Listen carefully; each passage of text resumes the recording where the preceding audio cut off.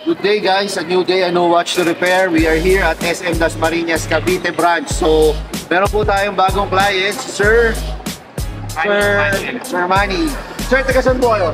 Imus Cavite. Imus Cavite. Sir, bali ito po yung dala nyo, XKX 009. Ano po problema niya?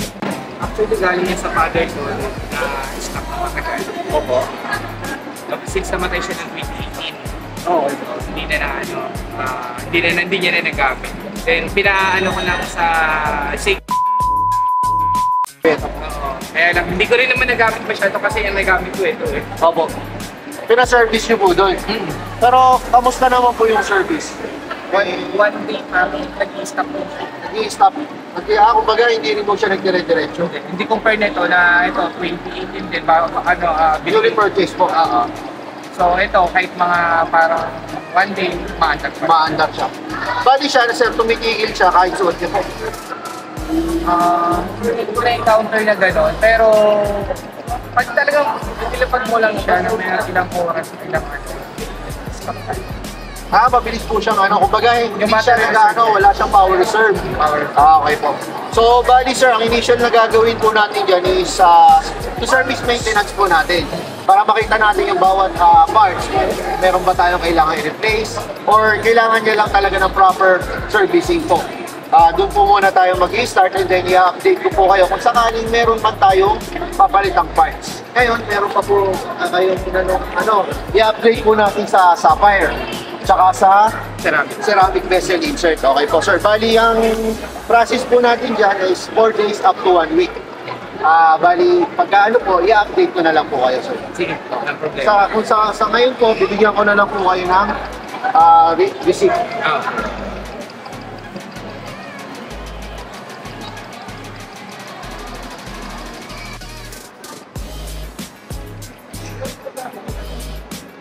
Bali, magkano po ito para sa budget natin? 5K para dito.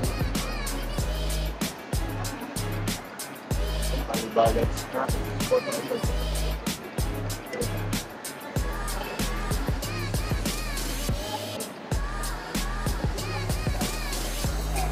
Ito po sir, kukunin nyo. Hindi pa kang medyo mas Okay guys, nag-done deal na po kami ni Sir Manny. Iniwan na po ni Sir Manny yung XKX 009 niya. So, isa-service na po natin siya. Tara, i-service na natin.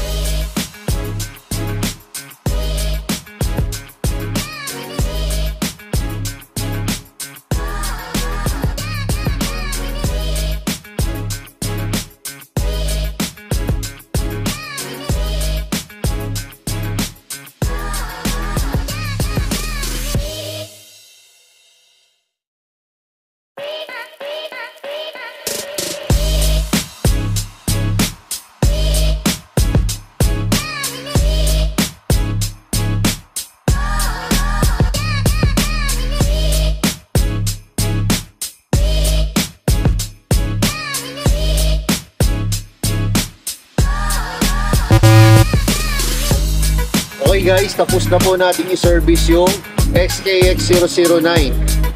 Though meron tayong mga na-encounter na problem, tinawag na ano naman po natin, na nagawa naman po natin ng ayos. Bali si Kuya Yancy po pala yung gumawa. Almost 2 days niya ginawa kasi may trouble pa pong nakita si Kuya Yancy after servicing.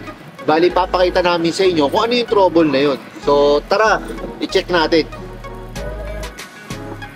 After overhauling, nakita po namin na mababa pa rin yung amplitude niya, bali 220 lang siya. So, tin-troubleshoot pa po namin at ito yung isa sa nakita namin kung bakit mababa. Bali, deform na yung center wheel bridge at center wheel. At kinailangan po namin palitan siya at pinalitan din namin ng mainspring para mas mapataas yung amplitude niya. So, ito na po yung reading niya ngayon. So, bakit po ba mahalaga na mataas ang isang AMP o amplitude ng isang relo? Pag mataas po kasi ito, meaning mas maganda ang overall health ng isang relo.